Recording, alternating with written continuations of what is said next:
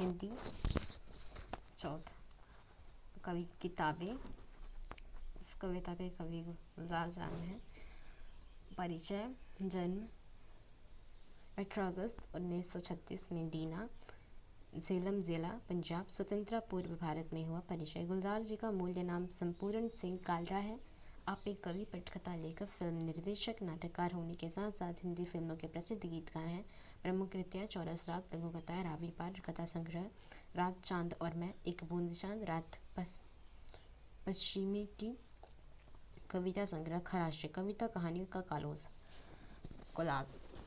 पद्य संबंधी। नई कविता आधुनिक संवेदना के साथ परिवेश के संपूर्ण वैविध्य को नए शिल्प में अभिव्यक्त करने वाली काव्यधारा है।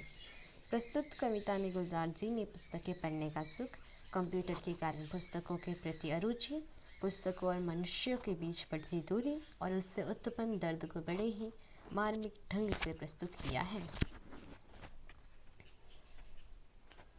किताबें झांकती हैं बंद अलमारी के शीशों से, बड़ी हसरत से तकती हैं, महीनों अब मुलाकातें नहीं होती, जो शामें उनकी सोहबत में कटा करती थी, अब अक्सर उनसे बातें नहीं होती।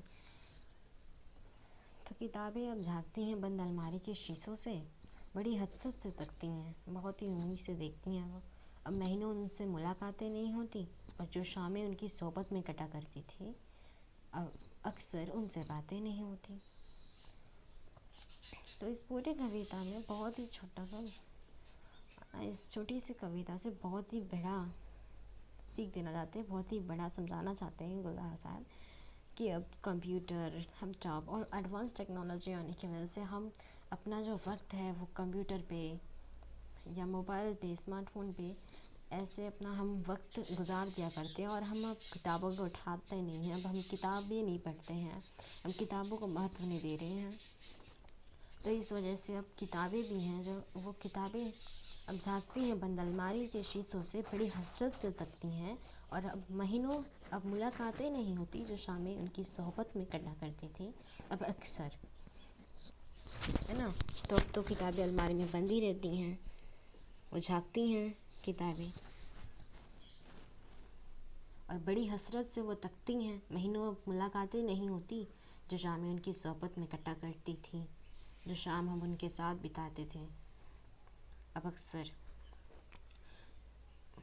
उनसे बातें नहीं होती। गुजर जाती है कंप्यूटर के पर्दों पर, बड़ी बेचैन रहती हैं किताबें ना। अब हमारा टाइम कंप्यूटर के पर्दों पर, अब हमारा टाइम कंप्यूटर पे ही गुजर जाता है, और बेचैन रहती हैं किताबें। उन्हें अब नींद में चलने की आदत हो गई है। जो कदरें वो सुनाती थी कि जिनके सील कभी मरते नहीं थे, वो कदरें अब नज़र नहीं आती, वो कदरें अब नज़र नहीं आती घर में, जो रिश्ते वो सुनाती थी। तो अब बुक कोई पढ़ता है ही नहीं, है ना। जो कदरें वो सुनाती थी, और कहते हैं कि बड़ी बेचैन रहती हैं वो, अब हम हमारा टाइम कंप्यूटर पे ही बिता देते हैं, और उन्हें अब नींद में चलने की आदत हो गई है। वो जो कदरें सुनाती थी कि जिनके सेल कभी मरा नहीं करते थे ना, उनके सेल कभी मरते नहीं थे, वो कदरें अब नज़र नहीं आती घर में, और घर में अब उनकी कदरें नज़र नहीं आती, और जो रिश्ते वो सुनाती थी।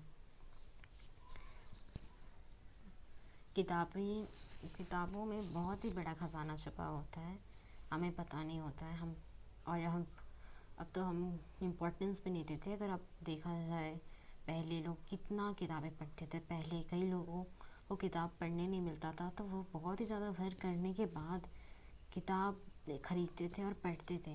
वो वर्क भी करते थे और फिर किताब खरीदते थे और फिर पढ़ते थे। लेकिन आज हमें किताब मिलता है लेकिन हम पढ़ते नहीं, हमें वैल्यू नहीं। तो वही वैल्यू बताई जा रही है कि बुक्स की कितनी वैल्यू है, और सारे उधड़े उधड़े हैं, कोई सफ़ा पलटता तो इसके निकलती है, कई लफ्ज़ों के मानी गिर पड़े हैं, बिना पत्तों के सूखे टुंड लगते हैं वो सब अल्फाज, जिन पर अब कोई मानी नहीं उगते हैं।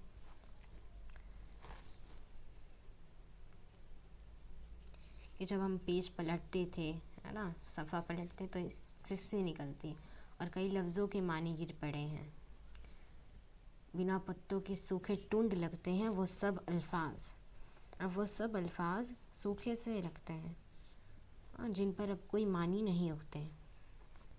जुबा पर जो जायका आता था, जो सफ़ा पलटने का, अब उंगली क्लिक करने से बस झपकी गुजरती है ना। तो पहले हम पेज पलटा करते थे और अब एक उंगली है ना, बस अब क्लिक करना रहता है सिर्फ, और अब झपकी गुजरती है। क्लिक करने के बाद अब हमें नींद आने लगती है। बहुत कुछ तब खुलता चला जाता है पर्दे पर, किताबों से जो जाती राब्ता थी कट गया है। तो अब तो हम पेज नहीं पलटा करते है ना, अब तो हम बुक पढ़ते ही नहीं, अब तो हम कंप्यूटर चलाते हैं, लैपटॉप चलाते हैं है ना। तो हमें बस क्लिक करना रहता है उंगली से और झपकी गुजरती है, फिर भी हमें नींद आती है।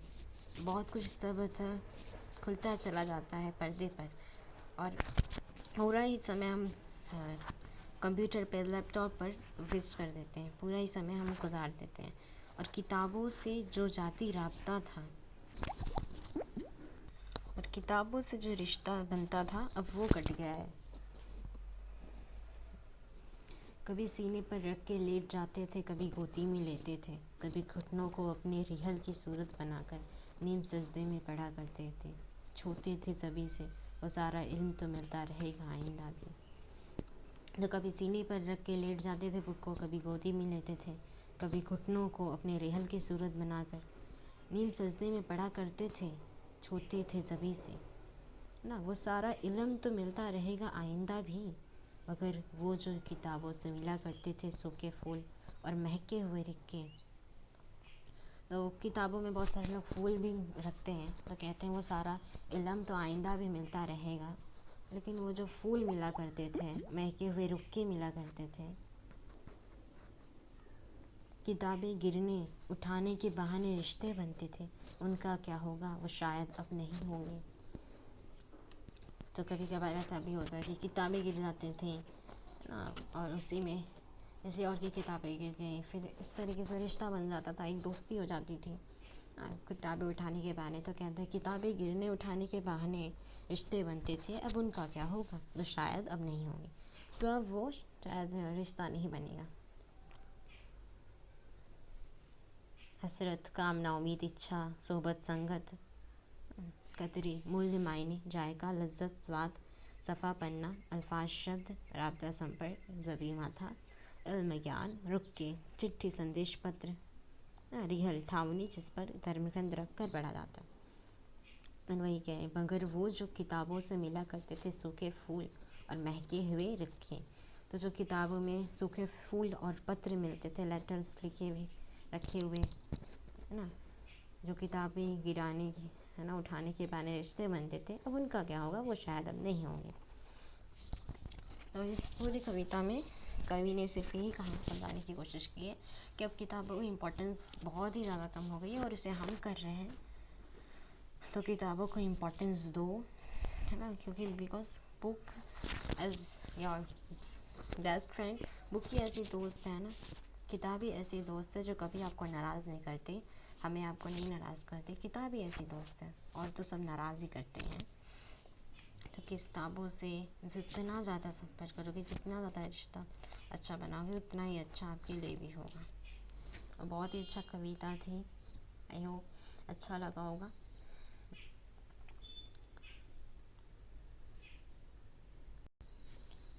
बहुत ही सुंदर कविता थी, बहुत ही अच्छी कविता थी, तो अच्छे से इसे पढ़िए, समझिए, ठीक है। जय हिंद, जय भारत।